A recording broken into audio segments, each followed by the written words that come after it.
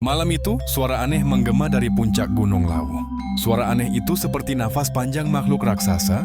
Suaranya merambat turun hingga ke desa.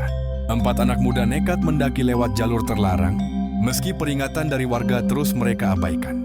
Kabut tiba-tiba turun, pepohonan seperti bergerak, dan dari kegelapan muncul sepasang mata merah menyala.